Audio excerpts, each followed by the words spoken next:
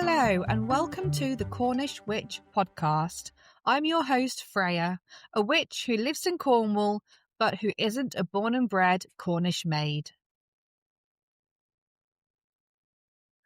In part 2 of this episode, Olivia shares her insights on soulful leadership, intuitive practices, and the importance of authentic connection in personal and professional life. Our conversation explores astrology, witchcraft, misogyny and the manosphere, and the transformative power of self-awareness.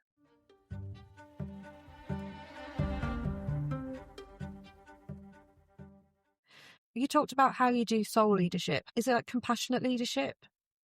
Is it like a similar thing? I just know that where I work, there's currently a thing going on called compassionate leadership, which is being, it's come from the Brené Brown model. Oh, Kind of hard. yeah. And it is looking at more of, I think rather than being very goal orientated and target orientated and micromanagement, it's looking at more of what does that person need, what has that person been through, how can we work with this person and empathize with this person to give them the most sort of beneficial, for them to get the most benefit out of their job and also to feel happy and fulfilled in their job as well.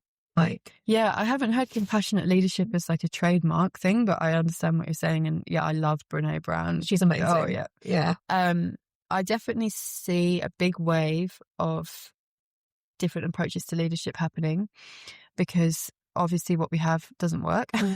This hierarchical, top down, super toxic, usually masculine driven. You've got to fit in this box, and all of that just does not work. So there's loads of different ways in. I would say that there's two kind of ways to look at it for me. One is self-leadership and in kind of embodied authority, or there's lots of different ways to describe it, which is on a really basic term, like, are you okay with you? Are you in integrity with you? Whatever you're doing in life, if nobody's watching, do you or someone, feel like I am in alignment with my truest values and I'm doing my best, accepting that we're all human and we all have fallibilities and flaws and things we can't see and shadows and aspects of self that are hidden from us. But in general, like, I love to support people with creative visionary potential and their own leadership of, like, lead your own life. Like, if there were I always ask people, if there were no barriers and couldn't fail, what would you do? And that's a good benchmark. If you don't have to worry about money, if you don't have to worry about paying your mortgage, if there's no little voice on your shoulder saying you're not good enough, and remember your mum told you that you'd never amount to anything, or what would you actually do? And so I like to ask that, to help people find that benchmark of, well, that is actually possible. And then I guess on a kind of systemic group way of looking at it, a more soul-based approach of looking at group leadership is more about kind of what I do with the temples, which is, okay, I've got this group of people. Nobody is leading in this. Obviously, I'm facilitating, but in a group, like, I'm not looking at one person and thinking, okay, that person wants to do that thing and that person doesn't want to do that thing, so I will cancel that out and do this third thing. It's more like, how do I feel what's most appropriate and feel like the group as a being? And how do I offer something that reflects what the group as a whole is authentically needing or wanting? Without railroading over anyone's needs or boundaries, but not prioritizing anything in particular either. So there's like a cohesion. That's kind of what I'm looking for in a group space, is cohesion over like a veto, yes or no. So I think that there's a rising kind of leadership style that is very embryonic in its terms of people exploring this kind of thing of, okay, you've got experts, but how do we listen to, like, say, the center of an organization and feel like what's most true for this organization? Leaning on research, leaning on expertise, leaning on natural hierarchy that comes with experience and development and wisdom, but not railroading over the voices of other people who are maybe more junior or whatever, and really trying to feel like what's true for this organizational culture. That's leadership that I'm really excited about. And then, of course, there's more like individual leadership, which is like as an authority in a company or an organization or whatever, how do you deal with the modern day as it is and support people's mental health and have compassion and care about people and make sure that people feel like they're not just a cog in the wheel, but they're actually an asset to the company. And that's happening more and more. Because I even feel that I am just a cog. Yeah. And that I always say, well, I'm just 2 a penny. I'm very replaceable. You might, you don't feel valued. You know, it's like you can leave and we'll just find someone else. Yeah. Which is really disheartening. Yeah. It's really disheartening. And it's just like, and then you just end up going through the motions of your job. And it's like, I'm doing this. I'm doing like the best that I can. Well, no, I'm doing the best. I suppose it's like I'm doing the best that I can in a situation that I hate. Yeah. So it's like, I'll do the bare minimum, make sure that, you know, all of my areas are covered, but I'm not going to give any more. Yeah. And it's... Well, that's refreshingly honest to say, because that's, I think, how so many people are living their lives. Yeah. I know from having worked in government for nearly 10 years and gone through times of feeling incredibly inspired by my work and working my arse off to times where I was going to put my head through the computer screen and feeling like I'm just doing the bare minimum here because I don't feel valued. I don't feel like I'm giving my full potential. No, I'm very much these days, like, will say to people I'm very close with, here for the income, not the outcome. Yeah. Which is so bad considering the area that I work in. But that is how I suppose emotionally burnt out I am. Yeah, totally. Not because of the people I work with and help, who I love, but the structure that I am stuck in. Yeah. And it's just so toxic. It's such a toxic structure. Well, that's just such a shame because, and this is a huge topic to dive into, but culturally we were never supposed to live so isolated and alone. And, you know, I work for myself now. Yeah. And the joy of that is that I'm not beholden to anyone. I don't have to deal with any of these toxic office politics bollocks. I'm completely in charge of my own time and my own destiny. I feel fully aligned with my work. Yeah. I feel inspired. But as a single woman with obligations and, you know, like my responsibility of, yes, I don't have children, but I have this big hairy dog. The world is not set up for us to thrive as creative visionaries that, like, I'm going out on a limb, you know, in some ways doing what I'm doing. Yeah. I'm not playing by the rules of modern society.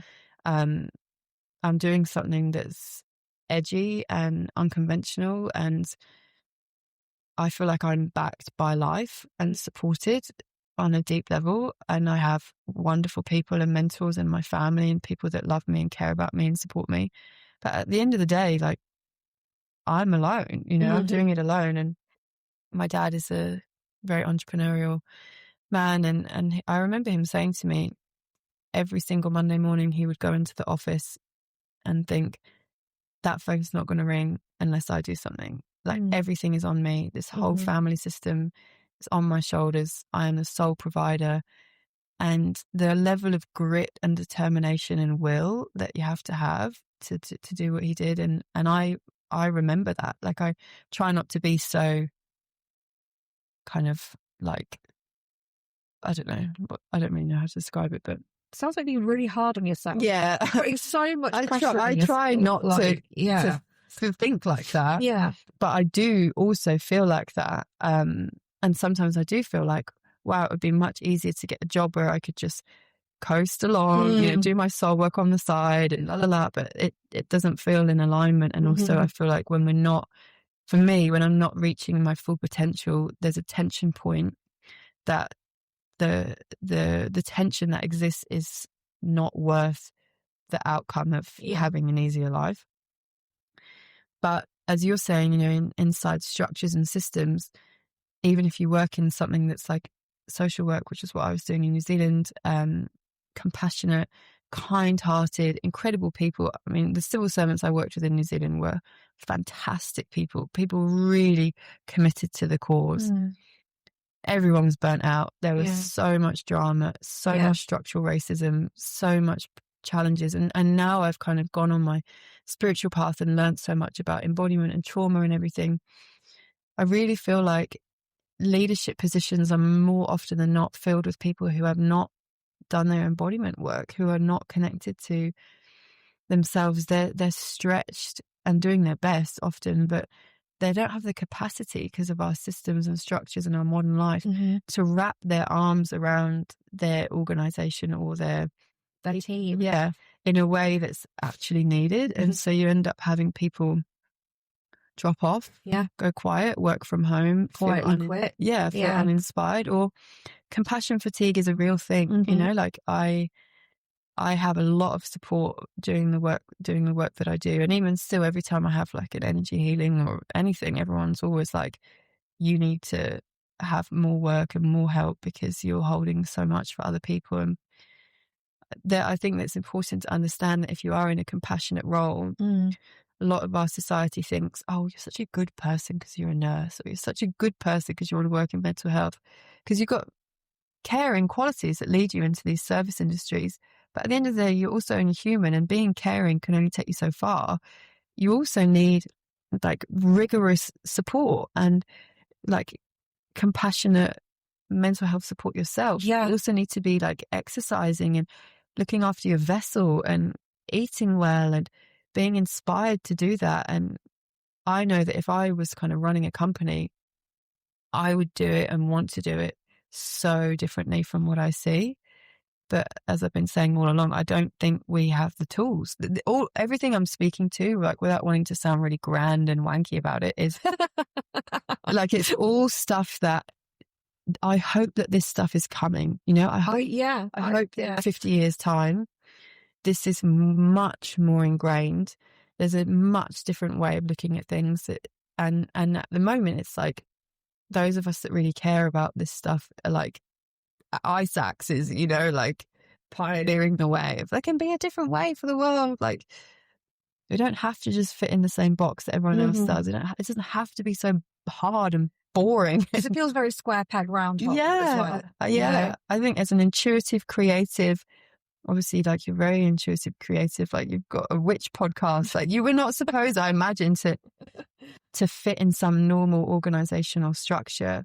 And ideally, a leadership team or system would be able to see your unique genius and your unique gifts and draw that out and support you to flourish and to work in a way that brings out the best in you and therefore supports the soul or the heart of the organization. But that requires it requires major change and effort from the top and the structure that we are currently in, even though we are aware that, you know, as you said at the start of the podcast, things are starting to crumble and things are starting to change. It might not be for another 50 years, in which I really hope I'm not working by then. Be exhausted. Or your podcast could make you a gazillionaire. You could be the Beyonce of podcasting. The Beyonce of podcasting, the Sasha Fierce of podcasting. I'll take it. But what you're doing is so inspiring. Thank you. It is so inspiring. And I would love to be able to do what you do in that sense of doing it on your own and, you know, branching out and, like you said, going out on a limb. It's so big, it's so brave and courageous, but so inspiring. And I get that it's hard work and it's scary, especially in this society, but it's fucking awesome as well. I mean, honestly, I have days where I just like cry and just wish that someone could tell me what to do. And because it's not, maybe you know this from doing the podcast, I feel like my craft, you know, my facilitation, my mentorship, my hands-on work, that's my craft. My writing, that's my craft. I'm good at that. Yeah. Marketing, Instagram, fucking Canva. Oh, I actually pay someone to do my podcast because it's just, as in like he adds and he created the music for it and adds the music, and because I would just rather outsource that. So I try and outsource the things that I know would just take me forever because I'm such a technophobe. It's not even funny. But if you can take the stress away from it, then I know. And I kind of tell myself, you know, that like traditional thing of like, think like a leader, you know, act like a CEO. So I'm like, okay, I'm going to act like a CEO. Have you ever seen that meme where it's like, dress for the job you want? Yeah. And then it's David Bowie as like Jareth, the Goblin King. And then it says, this is why I got fired. And I'm like, that would be me. Yeah. Yeah. So I try and do that, you know, like, okay, play to my strengths. Mm-hmm. I could sit here trying to sort something out technological for 20 years, or I could just pay someone to do it. Yeah. But yeah, it's such a crash course because in the modern world, you know, like I have to have a brand. Yeah. You know, and I'm learning that you have to be a product. Yeah, people need to like me, they need to feel me, and there's definitely ways in which I could, you know, the top 3 things to have a mind-blowing orgasm, or this or that, and like, not to kind of be rude about anybody that does that, but it's just not my style. Mm-hmm. Like, I like depth. Yeah. And also like deeply like transformational work is not for everyone. No. People have to feel it. The people have to feel the signal, you know, like hopefully there's somebody listening to this. It's like, wow, she sounds cool. Reach out to me, you know, but there'll be people that are like, what the fuck is she talking about? That's fine. You know, it's like, I'm not trying to be for everyone, but the behind the scenes stuff and the grafting of what it takes to become trusted and seen, you know, have people come to my events. It's a lot of stuff behind the scenes for a 2-hour thing that happens. Oh yeah. Like, it is a lot of work. Mm-hmm. And sometimes I question, you know, do I have the capacity for this? And then, like I was sharing about the temple on Friday, it was very subtle, but there was a depth, there was a drop. Like, I really felt, okay, we're starting to build a culture. Yeah. People are coming, they're coming back. People are feeling safe. People are telling their friends. Mm-hmm. And then we're able to drop that little bit deeper. And most people are like, wow, I felt really safe. Mm. Amazing. Yeah. That's the goal. I would love to come and experience temple. I really would. Yeah. I might be very nervous and very like, absolutely oh my fine. God, what am I doing? But yeah. The great irony is that I've honestly spent years feeling like the most celibate nun in the room, the most awkward at the temple. Like, I'm not someone that's like super touchy-feely. Like, I also have a resting bitch face. Like, I can be very aloof. I'm very sensitive. Like, I definitely am not anyone at a party that will like work the room and, you know, be like a social schmoozing people. Yeah. I'm someone that like stands in the corner and meets one person and like locks eyes with them, and I'm like, you. Yeah. I'm gonna have a deep chat with you. You know, I don't see myself as like, particularly in social situations, like super at ease in group. But there's something in, like, I guess my facilitation or like my soul, I don't know what it is, but where I really believe in this stuff. And I also try and make it funny. You know, I try and be like, if you're having a shit time, just shut your eyes and, you know, like, it'll be over soon. You know, if you just, maybe you're, you know, I'm guiding people like, breathe and move and sound and la la la. And like, if you feel like this is absolutely horrendous and you just wish you weren't here, just breathe. You know, if you feel like nothing's happening, just breathe. Something will happen. You know, it's also like not about taking it seriously. Yeah. You know, it's like nothing needs to happen. It's just an experience. And if people go away feeling more connected to themselves and more hopeful about life, less isolated, amazing. Yeah. You mentioned your craft. Would you call yourself a witch or just a very spiritual woman? Or I would call myself a witch. Actually. Yeah. Like, I feel like everybody is, but like my own brand of witch. Yeah. Do you have sort of daily rituals? Do you use any form of divination or spell work that you like to do? I would say my like witchcraft is, honestly, I feel most in my witch archetype when I'm in wild nature. Yeah. On the beach. Yeah. And even like in my anorak, you know, and like I spend all my time in this bloody anorak and waterproof trousers, playing with my dog on a long line on the beach. Yeah. But there's something in the feeling of like the sea in my face and the wind in my face that I feel really connected to the elements and really connected to the earth. I have a very strong bond with land. New Zealand, Sicily, all the places I've lived have all been islands, like down the end of the country where I find myself now. They've all been wild, kind of like West Coast feeling of expansion. I collect a lot of things. Like I'm very, very sentimental. Like I've got this little bowl over there, and that's every single rock in there is from a different place, like Mount Kailash in Tibet or Australia or different things. And although they might just look like a bowl of rocks to someone, they're important to me. I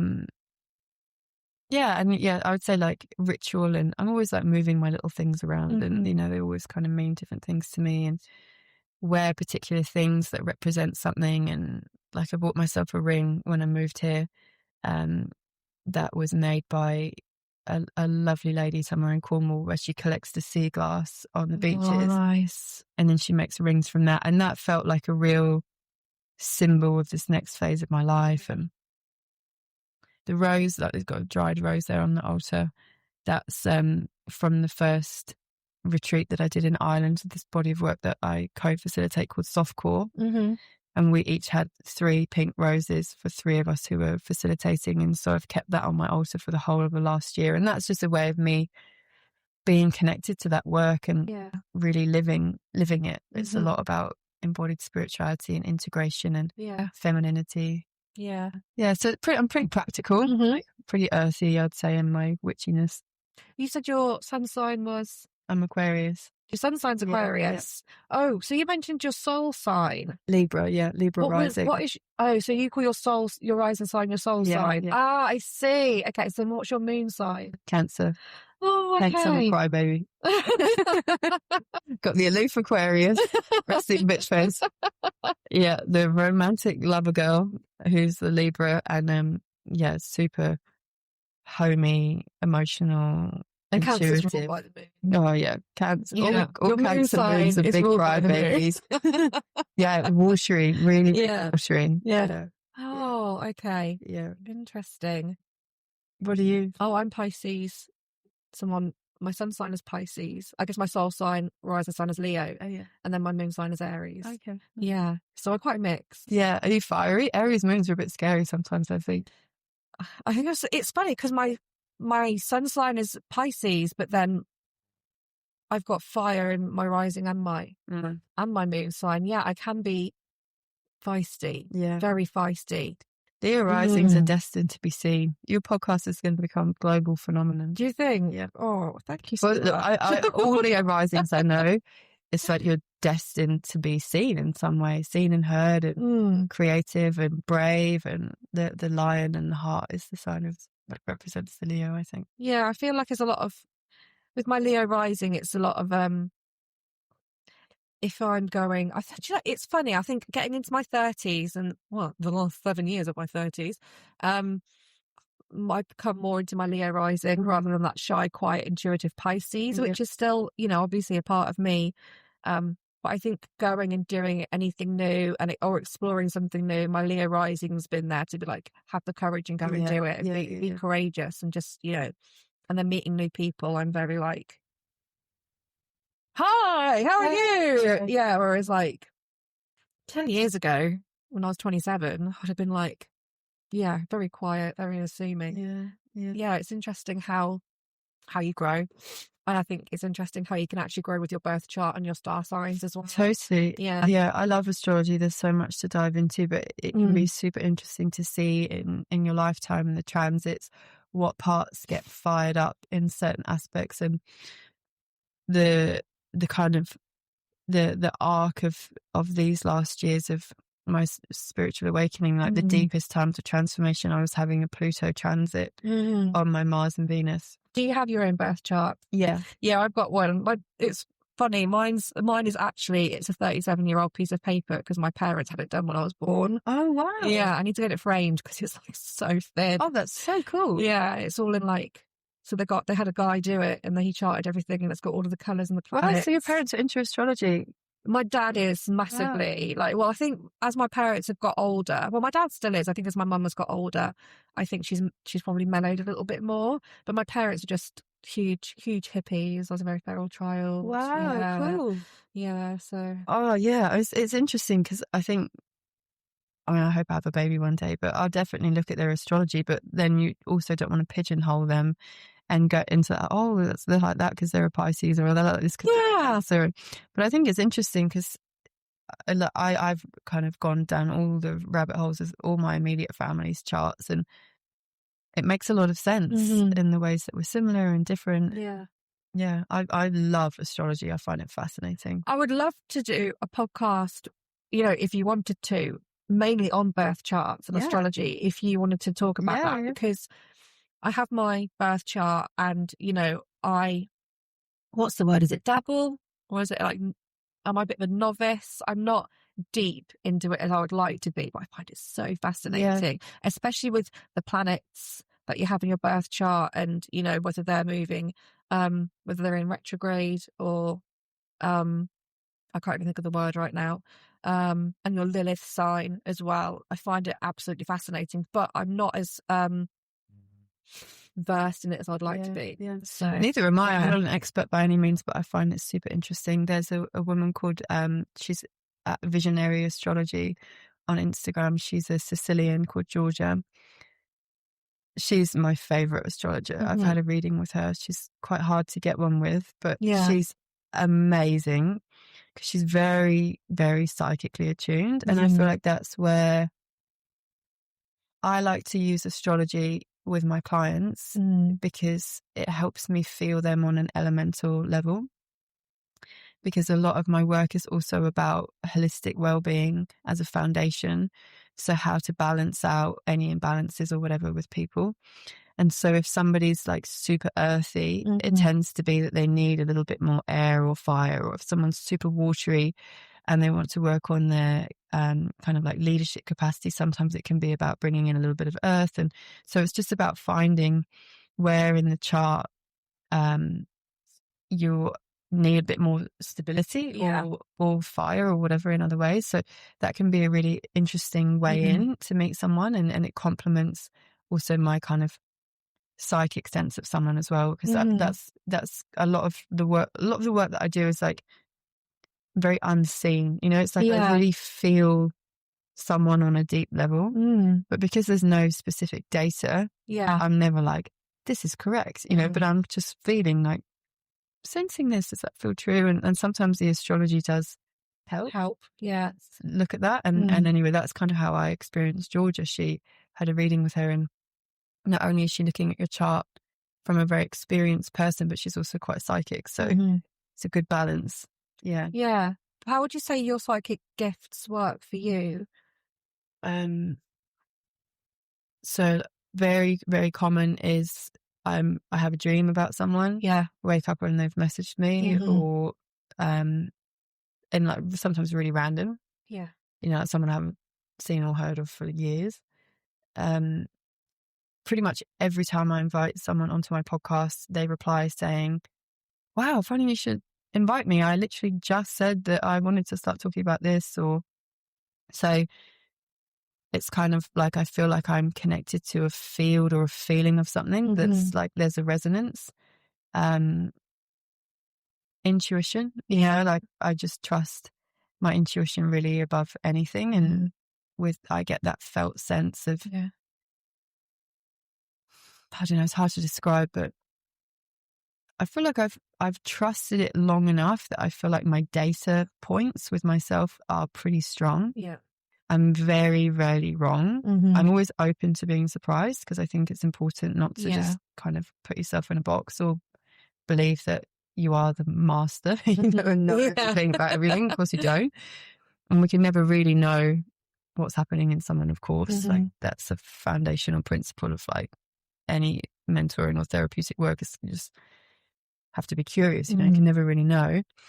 But I do get a strong felt sense about certain things and certain people, and I just trust it. I just trust my gut, and I say my gut, but it's not really my gut. It's like I feel like I'm an octopus. Like in human design, there's different centers in which certain signs are particularly like connected to certain places. Mm-hmm. So if you're like you're a spleen dominant. If you're you're gut dominant or whatever. That comes in a lot of reflexology as well, doesn't it? Yeah. And those channels that move through the body. Yeah. So I'm a reflector in human design, which means that I don't have any. I'm like a completely open vessel. I have no closed centers, and I don't really know that much about it, and I also don't put too much on it. But that when I found that out, because reflectors are very rare, they're 1% as a population. That helped me understand myself, because I've always felt like quite octopus-like in the way that I can feel and sense and pick up energies. And yeah, I just kind of trust that. And my mum always says I just sit there with this like blank face. You're like resting bitch face, like reading everyone. And she's just like, oh, yeah, can make people feel a little bit uncomfortable. But I feel like I'm like experiencing a lot, like. But you're like, it's not like you're putting the feelers out. Yeah.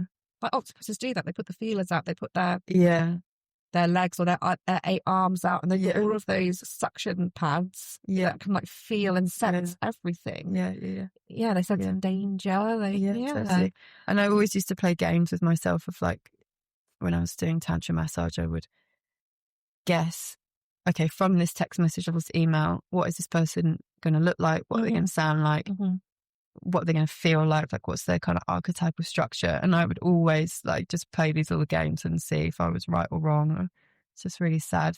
Can you look at people and see what their archetype is from looking at the way they are, like their, I think it's more structure, of a just how you feel, feel it. Sometimes obvious things, like if someone dresses a certain way, or I don't know, like if slick and wearing a business suit, or like little things that I can pick up on someone, like are they wearing a wedding ring, or do they talk about their children, or like these kind of social cues where you can get a felt sense of somebody.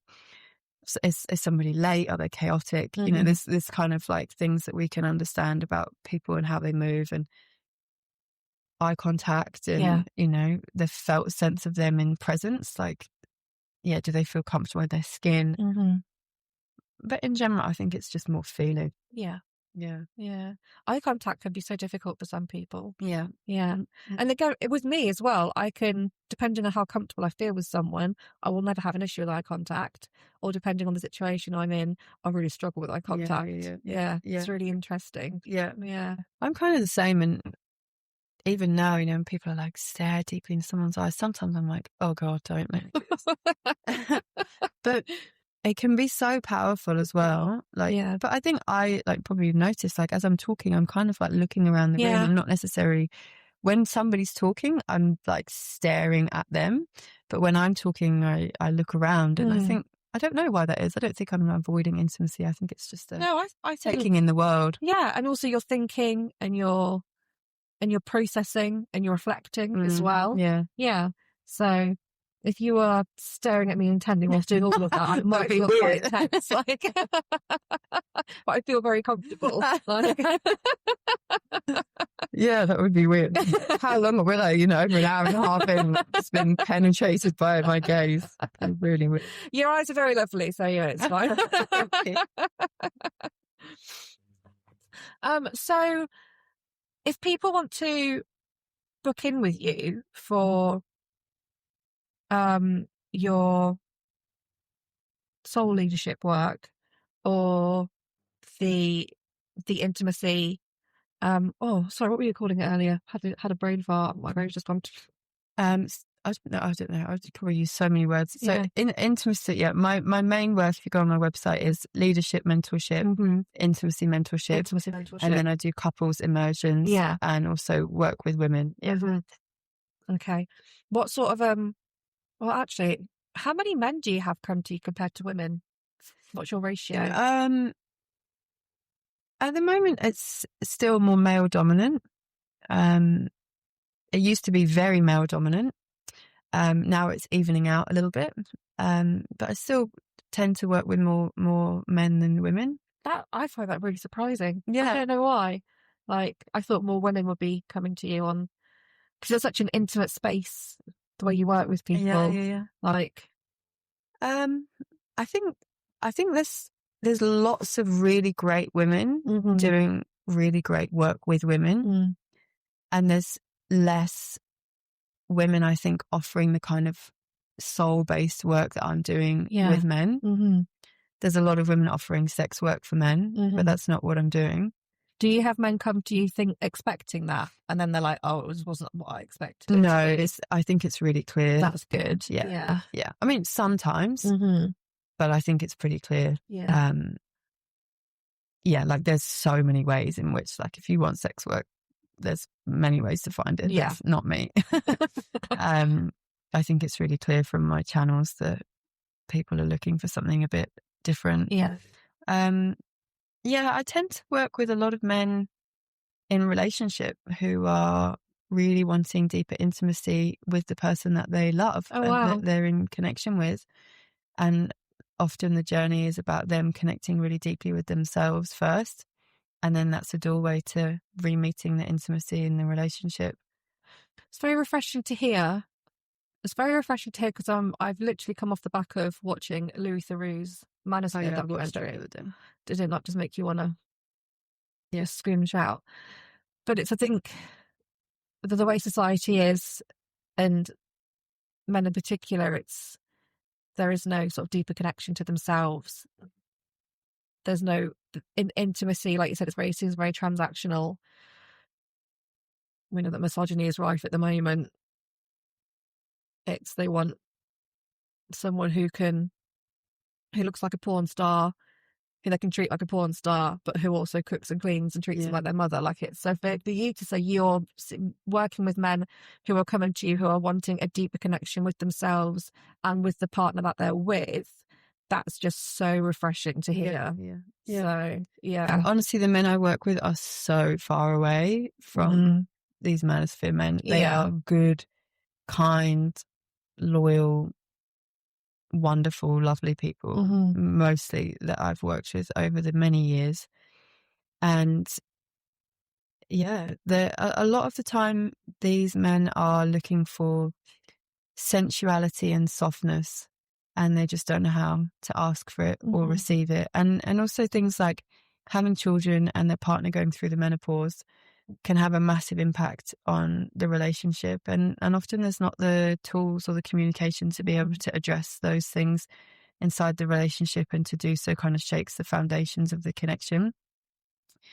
And a lot of men have put, and women, but in the context of my work with men, a lot of people put providing work and family above themselves and meeting their own needs and being in connection with their own essential nature for so long. By the time they get to like 40 plus, they're just like craving themselves. They just really want to know who they are and feel passionate about life again, and pick up the guitar like they haven't played for so many years, or write that thing, or just enjoy their life a lot more. Like, and they've just kind of been doing and serving the family unit for so long. So that's some of the kind of common threads and themes that I see. But the Manosphere documentary is, if anybody listening wants to watch it, I think it's a really important watch, but it's fucking terrifying. I'm in like two minds about it, because I I love Louis Theroux. I think he's great, and I also think he's very funny the way he portrays himself when he goes into a sort of journalist identity when he's in there. I think he's very funny, but in a good way. So I'm in two minds about it. I like that he did it, because it brings more exposure to how bad this is.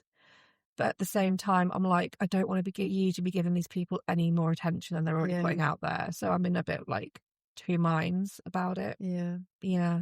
But attention is knowledge, I think. Yes. And in this context, because this documentary has ignited a conversation that is bringing awareness to a lot of people who weren't aware about how insidious this red pill culture is.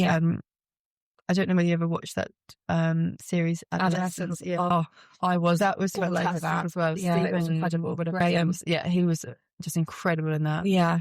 And I think it's really important that we're having this conversation about boys, young boys. Yes. Yeah. Because, HS Tiki Toki in the Manosphere documentary, he's got 500,000 people in the Telegram group.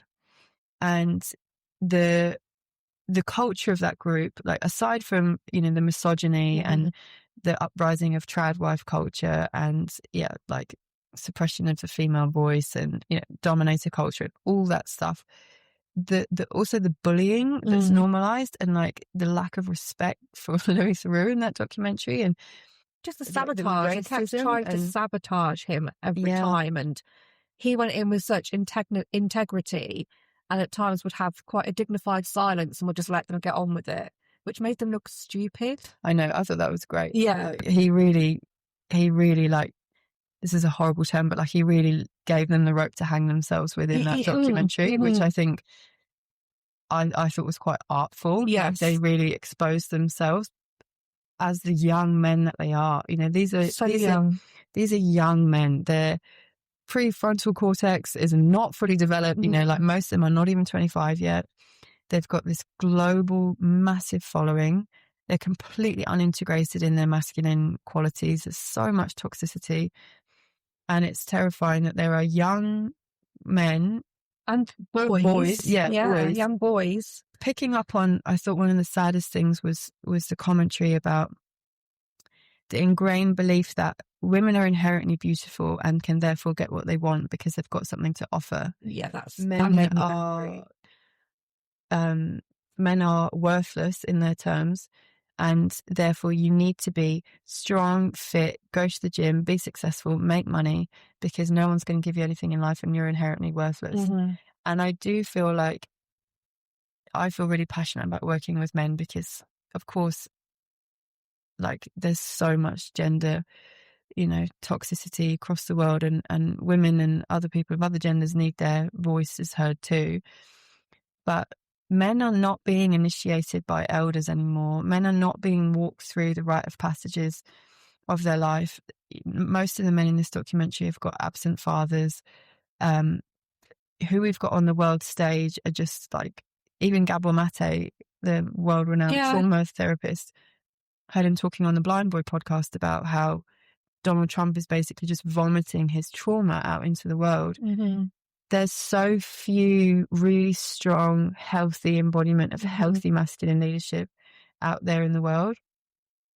So I feel like a lot of men, young men, they're rudderless and they're looking towards these kind of big brother, fatherly figures, and they're soaking up this knowledge about what it is to be a man. And that's really scary. Yeah. And so I'm glad that there's a conversation happening about that. Like, yes, the voices of women, etc., are important in this context, but men are still half the population, and they're like, my experience of working with men is they are just as tender, just as sensitive, just as intuitive, just as beautiful as women, but they've been conditioned to believe that they have to be a certain way. And again, like we were talking about earlier, fit into a box or a square peg in a round hole. Yeah. It's heartbreaking, really. Like if you imagine having a little boy, to kind of see the evolution of a young boy over time and suddenly this belief, I've got to be strong, I can't cry, and, got to be a certain way. And I really want something different for men as well. Yeah. I love how you say that, and the sun's just suddenly started to shine on us. It's like a beam of light and hope. Yeah. Let's do a bit of promo for you, which I think is really important because I think as women we can find it really difficult to promote ourselves. I love that you do this. So I really love that you do this. It's just, goes against all of that like stupid shit about, you can only rise if the other person's not rising, and like, no, I'm all about helping. I mean, this platform is for men, women, non-binary, transgender, whatever people want to identify as. But I think being a woman and going through the oppression that we experience as women and girls growing up, I do want to encourage women who come on here to feel empowered to promote the things that they do. And let's say it's okay to put your passions and put your work, your livelihood, and what you do out there so people can come to you, because it can be really hard for us to go, oh, I'm really good at this. Would you like to come along and maybe give me pay me to do it? Like that's really difficult. Yeah. So that's why I like to say, let's promote your work. Thank you. Like, oh no, you're very welcome. So let's start with your podcast so people can start, because I'm all for women supporting women and raising each other up. So let's start with your podcast so people can tune into your podcast. So I have two. One's an older one called Integritas. That's about soul and spirit-led leadership. Yeah. That's finished now, but there's 16 episodes that you can go and listen to if you're interested in embodied leadership, creativity, all that kind of thing. Then I have one called Conversations on Soul. Yeah. And that's a chat with artists and creatives and just generally people that inspire me with how they move in the world. And that's about bringing a really grounded human perspective to what soul might mean for people. That's not like, don't have to go down some spiritual lineage and get all esoteric about it. It's more like, how do you actually feel your soul? Yeah, your human experience. Yes. I love that. And where can your podcast be found? So they're both on Spotify. Great. I will move them at some point, but for now they're on Spotify. And then my main website is oliviagrace.life, and that's where I have all my details of my mentorship and a retreat that I'm holding in Devon in May, which is called Softcore. That's about big stuff, but body, heart and soul, really. That's about connecting with body, heart and soul. It's a really gorgeous, nourishing experience in Devon for men and women. We're about half full and really looking forward to having more people join us. Whereabouts in Devon is that going to be? It's in Ilfracombe, at a beautiful retreat centre called Selger's Mill. So it's South Devon. Okay. Well, because I have the Witch Weekly events, give me the details for that, and I'll start advertising that on the Witch Weekly events as well. Amazing. Yeah. So that's held with two friends, and that's our second time holding it. It's really, really gorgeous. It's very embodied, very soft and slow and spacious, and it's for people who want to do some kind of self-inquiry inner work, but don't want anything that's traditional therapy or too intense. It's like very much about spirituality for someone who also wants to walk out into their normal life feeling really nourished. I have a Substack called Witch Child, which I do kind of confessional writing on. Have a Telegram group that you can join to be part of, like discounts and things like that I offer for my events. So I hold a monthly connection circle in St Agnes in Cornwall and a monthly temple that we've been talking about in South Devon. And I want to develop that Telegram group as a place where the community around my offerings can be part of. And I really feel passionate about kind of supporting that to flourish, because I want that community to be bigger than me. You know, I want the temple to become something that 50 people come to, and it's like a community hub, and I get other facilitators in and do all sorts of different things and have people like really hold a beautiful facilitated space. And so if you want a connection, you want to meet new people, you want to meet like-minded people, instead of thinking, oh God, I've got to download Hinge or Tinder or something. You can come and meet friends. I've met my closest friends in Cornwall so far from people coming to my events, and I just felt them. And it's not about dating, if you want to date people, great, but it's not necessarily about that. It's more like I see a real longing for people to meet people outside of their friends and family groups and be able to meet them at the person that they are now, to come all the way back to the beginning of what we were talking about, friendships and coming full circle. Sometimes we want to be reflected by our new friends as the people we are now. And I really see that in these spaces. So. Do you have is your contact details on your website? Yeah. There's a contact form. Oh, you can find me on Instagram, which is at Olivia Grace Jensen, JENSEN _. Great. And if there are any corporate companies or organisations who feel like they'd really like to delve into the soul leadership, how would be the best way for them to contact you for like some sort of package that you would work with them for? Through my website, the oliviagrace.life, I have a group facilitation page on there. Fantastic. So I offer to go into organisations or companies and help groups connect with the essence of the organisation, and doing a lot of that stuff we were talking about feeling resourced and part of the mission. And I have a free call, at least half an hour, with every single person I work with. So if you're curious, there's like a no commitment needed call that we can have so that we can feel each other. Because the work that I do is intimate, and it's important, that people get a feel for me and understand what I'm about. And often people find me really intuitively, and they're kind of like, I don't really know why I'm coming to you, but I'm here. And that call helps us talk about some of these things. Amazing. Olivia, it's been such a refreshing, intimate and intuitive conversation. I've really, really enjoyed having you as a guest on my show today. Thank you so much. Honestly, it's been an absolute pleasure. I'm so happy to have you in my little home, and thank you for inviting me. Thank you for having me. Yeah, it's a real privilege. You're welcome, and I hope to have you back on the podcast soon. Anytime. I can gas away for 2 hours anytime. Love it. Yeah, I will have you back very soon. Thank you so much.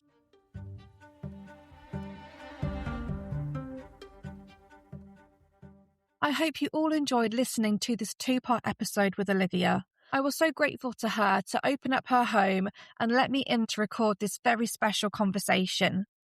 I really believe that the work she is doing is very important. And if you're interested in what Olivia is doing and you'd like to go and show her some support, I have linked all of her information, including her website, in the show notes. Let's move on to our Witch Weekly events, where I let you know what witchy or spiritual events are happening in and around South Devon and Cornwall. Starting with local covens that are seeking new members, so if you're a solitary witch looking to join a coven, this might be for you. Ros and Booker, one of Cornwall's longest established covens, hold meetings in North Cornwall and the Devon-Cornwall border. Applicants are welcome to introduce themselves via email and can visit their website for more information. The Cunning is a witch and occult shop based in Plymouth. They currently hold the Coven of the Sacred Grove. They are a diverse group of witches from different paths that come together to learn and support each other. Within their coven, they break the year down into 4 seasons. The physical coven meets on a Tuesday and Thursday nights fortnightly. They also have an online coven with spaces available. Everyone is in a group together, and each week they drop different techniques and teachings from PDFs, slides, and videos. Joining the covens comes with a range of benefits. You can get money off the shop and services, and you can also make use of the coven library, which is for local members only. To join the physical coven, it's £30 per person, and if you want to join the online coven, that's £15. If you would like to get in touch, you can message them through their Instagram page or Facebook page, and I've also added their email address in the show notes. Seren from Serendipity Healing holds 3 women's circles. These are Tuesday in Abbot Skerswell, Wednesday in Torquay, and Thursday in Totnes, and they are all from 7 p.m. until 9 p.m. Participants can choose the date and venue that suits them, and she covers the same information in each one. They happen every 3 weeks, so you can celebrate the Sabbath and connect to nature's cycles. And then you will have a session between each Sabbath to look inward. She teaches a variety of modalities. These include somatic movement, guided meditations, tarot and oracle cards, witch runes, exploring crystals, herbs, journaling, creative expression through arts and crafts, Reiki, Sekhem energy, drumming and sound, goddess work with the archetypes, meaningful ritual and ceremonies, and lots more. Local witchy and spiritual events. Continuing with the Cunning Grove, on Wednesdays they hold a Witch and Stitch, which is a free weekly crochet, knitting and witchcraft session. And on Saturday mornings, they hold a free Witch and Brew session, which is a social with tea, talk, and it has a teaching focus. And you can find out more information via their website, which is linked in the show notes. Looking forward to this week and weekend. Tonight, the 2nd of April, from 7 p.m. until 9:30 p.m. in Liskeard, join Megan Field for her Sacred Kerno Circle. The theme for this is looking at the exploration of the cycles of life. So you'll look at the external cycles, such as the lunar and seasonal cycles, and the internal cycles, such as the life cycle and menstrual cycle.